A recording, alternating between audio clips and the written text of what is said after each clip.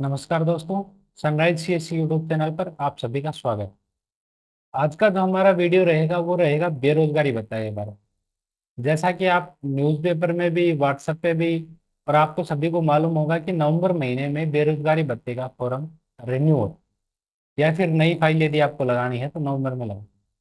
अब इसमें बहुत सारे कैंडिडेट्स का डाउट है।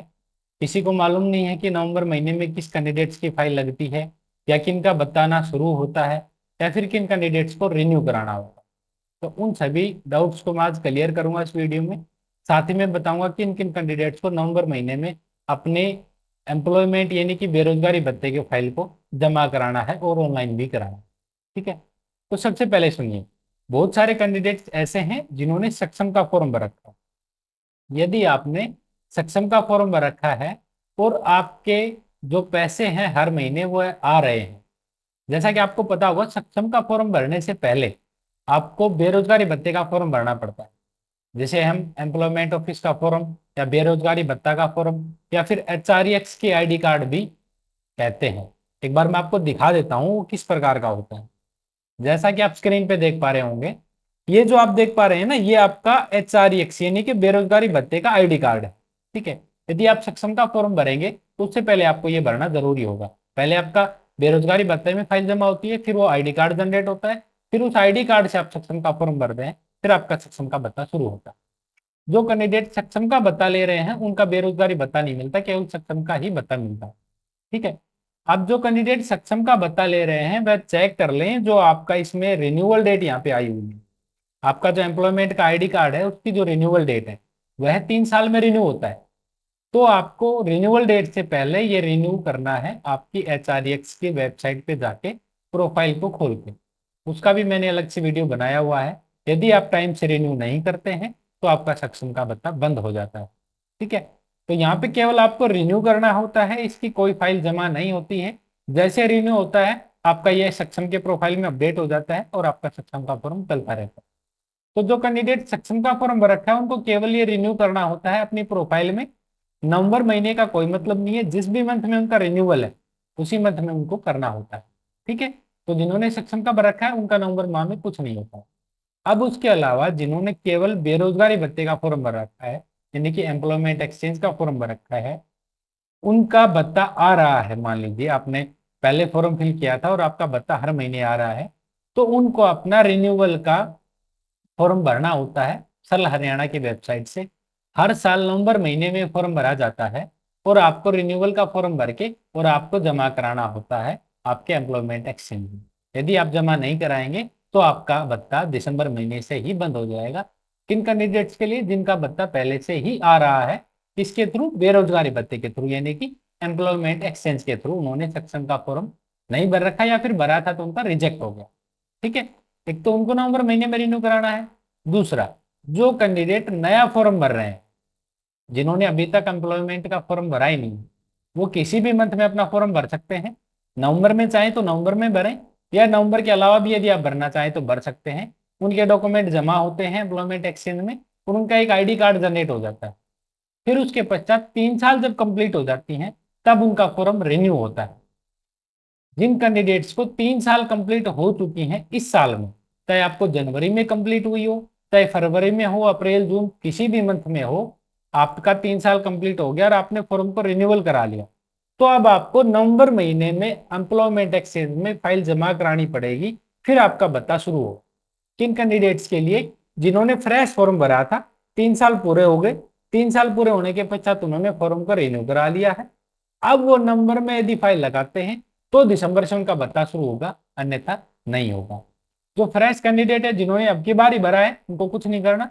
जिन्होंने अभी 3 साल कंप्लीट किए हैं, एक तो उनका फ्रेश भत्ते के लिए आपको 3 साल कंप्लीट हो गए, अब आपको भत्ता चाहिए, उसके लिए फाइल लगती है। एक जो पहले से भत्ता ले रहे हैं उनकी रिन्यूअल की फाइल लगती है। केवल दो तरह के ही कैंडिडेट नवंबर महीने में फाइल लगाते हैं। अब फाइल में बता देता हूं आपको किस तरह लगती है, किस वेबसाइट पे लगती है। उसके लिए आपको सरल हरियाणा पे जाना है। ठीक है, सरल हरियाणा में आपकी फाइल लगती है। स्कीम का जो नाम है वो आपका अंत्योदय सरल यानी कि बेरोजगारी भत्ता योजना होता है। अब इसमें डॉक्यूमेंट की क्या क्या जरूरत रहेगी वो मैं आपको एक बार बता देता हूं। डॉक्यूमेंट से पहले एक बार पात्रता की हम बात कर लेते हैं, कौन कौन कैंडिडेट इसको लगा सकते हैं। तो इसमें देखिए हरियाणा का निवासी हो, उम्र 21 से 35 हो, यानी कि आपने एम्प्लॉयमेंट एक्सचेंज में नाम दर्ज करवा लिया और आपकी उम्र 21 से 35 साल के बीच में होनी चाहिए। ठीक है। प्रार्थी को राज्य के किसी भी रोजगार कार्यालय, यानी कि वही मैंने आपको बताया है कि आपने रोजगार कार्यालय में नाम दर्ज करवा लिया और 3 साल आपको पूरे हो गए हैं और आपने फॉर्म को रिन्यू करा लिया। उसके पश्चात यहाँ पे इन्होंने क्वालिफिकेशन बताई हुई है, +2 परीक्षा पास हो, यहाँ पे 10वीं पास भी कर सकते हैं, +2 पास भी कर सकते हैं, और यहाँ पे ग्रेजुएशन पोस्ट ग्रेजुएशन जो भी क्वालिफिकेशन आप इसमें ऐड कर सकते हैं।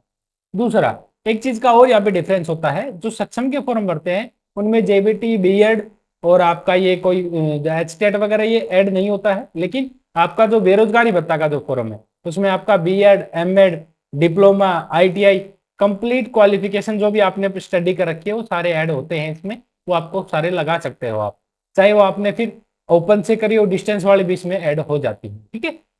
उसके अलावा अब नीचे चलते हैं तो यहाँ पे पात्रता में बताया हुआ है कि आपकी जो प्रार्थी के परिवार की वार्षिक आय सभी स्रोत से पत्नी पति की आय सहित 3 लाख से अधिक न हो, परिवार के पास 10 लाख से अधिक मूल्य की कोई रिहायशी या वाणिज्य संपत्ति, 2 हेक्टेयर से अधिक भूमि ना हो।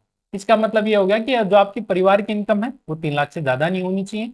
जो आपके पास संपत्ति है, संपत्ति का मतलब जो आपका घर है, मकान है, गाड़ी है, सब कुछ मिला के 10 लाख से अधिक संपत्ति नहीं होनी चाहिए। जो आपकी भूमि है वो 2 हेक्टेयर से ज्यादा नहीं होनी चाहिए। ठीक है। 1 हेक्टेयर में आपका 20 करनाल होता है, 2 हेक्टेयर यानी कि 40 करनाल से ज्यादा आपकी भूमि नहीं होनी चाहिए। उसके पश्चात यहाँ पे बताया हुआ है, प्रार्थी है विद्यार्थी प्रशिक्षण अप्रेंटिस न हो, यानी कि जो आईटीआई वाले कैंडिडेट है वो अप्रेंटिस न कर रहे हो फिलहाल, यानी कि कैंडिडेट बेरोजगार होना चाहिए।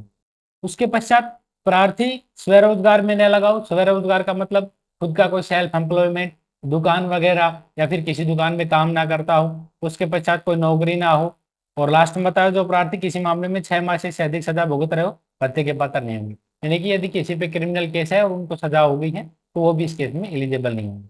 सीधा सा आपका समझाने का मतलब ये है, आपने बेरोजगारी भत्ता का फॉर्म भरा हुआ होना चाहिए, परिवार की इनकम 3 लाख से कम होनी चाहिए, फॉर्म आपका रिन्यू हो चुका हो, 3 साल आपको कंप्लीट होनी चाहिए। उसके अलावा आप बेरोजगार होनी चाहिए। यदि आप किसी भी कंपनी में, डिपार्टमेंट में यदि कार्य करते हैं, चाहे खुद का स्वरोजगार ही करते हो, तो भी आप इस फॉर्म के लिए एलिजिबल नहीं है। ये तो होगी पात्रता। अब डॉक्यूमेंट मैं आपको और बता देता हूँ क्या क्या डॉक्यूमेंट आपको तैयार करके फाइल अप्लाई करनी है। अब देखिए आपके सामने लिस्ट आई हुई है, 13 डॉक्यूमेंट यहाँ पे कुल मिला के बताए हुए हैं। सबसे पहले आपका परिवार पहचान पत्र हो गया पहले नंबर पे। दूसरा नंबर 3 साल पुराना आपका रोजगार आईडी कार्ड, यानी कि जो मैं आपको बता रहा हूँ बार बार, आपका एम्प्लॉयमेंट एक्सचेंज का, यानी कि 4x वाली साइड का आपका आईडी कार्ड जो मैंने आपको दिखाया था। एक आपका एफिडेविट बनेगा जिसमें पटवारी, नगर पालिका अधिकारी और तहसीलदार, नायब तहसीलदार, एसडीएम द्वारा सत्यापित आय और संपत्ति का विवरण, यानी कि जो एफिडेविट बनेगा जो आप तहसीलदार से बनवाएंगे उसमें आपको आय यानी कि जो आपकी इनकम है, इनकम सर्टिफिकेट आपको लगानी है। एक चीज का विशेष ध्यान रखना, जो इनकम सर्टिफिकेट आप लगाएंगे इसमें वो आपका अदर देन एजुकेशन पर्पज का बनेगा, ना कि एजुकेशन पर्पज का। इनकम दो तरह के बनते हैं, एक एजुकेशन पर्पज, एक अदर देन एजुकेशन पर्पज। तो आपको अदर देन एजुकेशन पर्पज का इनकम बनवाना है। एफिडेविट में आपको अपनी संपत्ति का ब्यौरा भी देना है। ठीक है।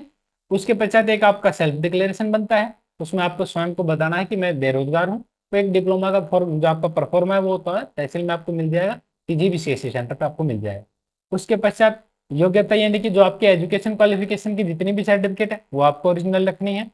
और 6 नंबर पे पॉइंट है पीएनबी बैंक पासबुक। इस चीज का विशेष तौर पे ध्यान रखना है आपको कि जो आपका बेरोजगारी भत्ता का जो आपका अमाउंट आता है वो आपका केवल पीएनबी बैंक में ही आता है। तो आपका पीएनबी बैंक में खाता होना चाहिए और इसकी पासबुक आपको फॉर्म में अटैच करनी है। आपका भत्ता पीएनबी बैंक की ही पासबुक में आएगा। एक विशेष तौर से ध्यान रखना, पीएनबी बैंक जो आपका है वो आपके आधार कार्ड से लिंक होना चाहिए, अन्यथा आपका भत्ता नहीं आएगा। ठीक है। उसके पश्चात यहाँ पे राशन कार्ड बताया हुआ है। विवाहित महिलाओं के लिए ससुराल का भी राशन कार्ड होना चाहिए, संयुक्त और अलग जमा करें। उसके पश्चात आपको डोमिसाइल जमा करवानी है, आधार कार्ड, जाति प्रमाण पत्र, फोटो और 2 सरल के प्रिंट आउट। सरल आवेदन के प्रिंट आउट पर आवेदक के हस्ताक्षर और सरल आवेदन पत्र के प्रिंट आउट पर परिवार के मुखिया के हस्ताक्षर, यानी कि सरल से जो आपका आवेदन निकलेगा उसमें एक का कैंडिडेट का सेल्फ का हस्ताक्षर होना चाहिए और एक में मुखिया का हस्ताक्षर होना चाहिए। कुल मिला के 13 ये जो जो 13 डॉक्यूमेंट है वो आपके यहाँ बताए हुए हैं। ये डॉक्यूमेंट आप स्क्रीनशॉट ले लें। ये डॉक्यूमेंट आपको तैयार करने हैं, सल हरियाणा की वेबसाइट से आपको आवेदन करना है। मैं एक वीडियो और डालूंगा जिसमें मैं आपको आवेदन करना भी बताऊंगा किस प्रकार आपको आवेदन करना है। और नवंबर माह से पहले पहले आपको ये सारे आवेदन जमा कराने हैं। हो सके तो आप जितना जल्दी उतना जल्दी करा दें, क्योंकि इनकी तो वेरिफिकेशन होती है वो नवंबर माह में लगभग कंप्लीट कर ली जाती है। यदि आपका फॉर्म इनकम्प्लीट या रिजेक्ट आता है तो आपके सामने एक ऑप्शन बनता है कि आप इसको दोबारा भी भर पाएंगे। यदि आप नवंबर महीने के फर्स्ट वीक में ये काम कर लेते हैं तो नवंबर माह में आपके पास दोबारा भी चांस आ जाता है, किसी कारणों से यदि आपका फॉर्म रिजेक्ट हो जाता है उस केस में। तो डाउट क्लियर हो गया होगा कि नवंबर माह में बेरोजगारी भत्ता का जो कार्य होता है वो किन कैंडिडेट को करना है और किन के लिए कंपलसरी। यदि फिर भी आपका कोई डाउट है तो आप कमेंट कर सकते हैं, नीचे मोबाइल नंबर डिस्प्ले पे दिया हुआ है, आप कॉल कर सकते हैं या व्हाट्सएप मैसेज करके हमसे पूछ सकते हैं। फिलहाल इस वीडियो में इतना ही, धन्यवाद।